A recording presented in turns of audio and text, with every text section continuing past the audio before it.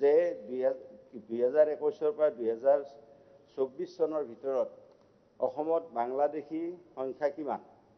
তো বাংলাদেশীৰ সংখ্যা হ'ল 2021 পৰা 2024 লৈকে 156 জন। আৰু ইয়াৰে 2021 আহিছে 51 জন, 2022 57 জন, 2023 22 জন, 2024 26 জন। গতিকে নাম ঠিকনাসমূহ এনেক্সাৰ দিছোঁ, আপুনি পাইছে নিশ্চয়। এনেক্সাৰ এত দিয়া হৈছে।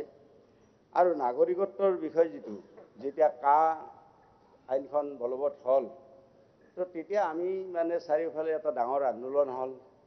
আৰু ডাঙৰ আন্দোলন হৈ পেলাই ক'লে যে মানে 50 লাখ আহিব, 60 লাখ আহিব, 1 কোটি আহিব, 2 কোটি মানুহ ইয়াত আহিব, তো আহি পেলাই অসমখন শেষে কৰি দিব, এনেকুৱা ধৰণৰ কথা এটা মানুহৰ মাজত হ'ল। কিন্তু অধ্যক্ষ ডাঙৰীয়া, আপোনাক মই জনাওঁ, আপোনাৰ জৰিয়তে মাননীয় সদস্যকো জনাওঁ যে কা প্ৰৱৰ্তনৰ পিছত এতিয়ালৈকে বাস কৰা মাত্ৰ 39 জন মানুহে নাগৰিকত্বৰ এপ্লাই কৰিছে। তো 50 লাখটো ক'ৰ পৰা আহিছিল কা আন্দোলনত? 1 কোটিটো ক'ৰ পৰা আহিছিল? মাত্ৰ 39 জনে ইয়াৰ নাগৰিকত্ব এতিয়ালৈকে বিচাৰিছে। আৰু এই 39 জনৰ ভিতৰত আবেদনকাৰীসকলৰ মাজত 2 জনক নাগৰিকত্ব ইতিমধ্যে প্ৰদান কৰা হৈছে।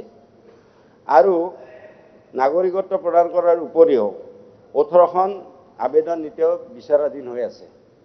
19খন আবেদন ক্লোজ কৰি দিয়া হৈছে যদিও তেওঁলোকে পুনৰ এপিল কৰাৰ সুবিধা তেওঁলোকৰ থাকিব।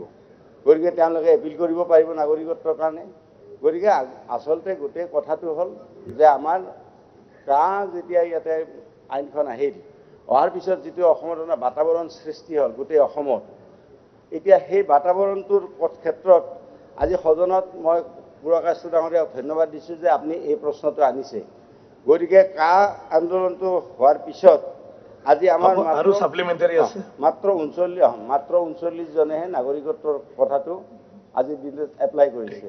গতিকে এইটো প্ৰশ্ন আনি আমাৰ এই কথাখিনিও ক্লিয়াৰ হৈ গ'ল আজিৰ দিনটোত যে 2021 পৰা 2024 চনৰ ভিতৰত অসমত বাংলাদেশী সংখ্যা কিমান? তো বাংলাদেশীৰ সংখ্যা হ'ল 2021 পৰা 2024 লৈকে 156 জন। আৰু ইয়াৰে 2021 আহিছে 51 জন, 2022 57 জন, 2023 22 জন, 2024 26 জন। গতিকে নাম ঠিকনাসমূহ এনেক্সাৰ দিছোঁ, আপুনি পাইছে নিশ্চয়। এনেক্সাৰ এত দিয়া হৈছে। আৰু নাগৰিকত্বৰ বিষয় যেতিয়া কা আইনখন বলবৎ হ'ল, তো তেতিয়া আমি মানে চাৰিওফালে এটা ডাঙৰ আন্দোলন হ'ল।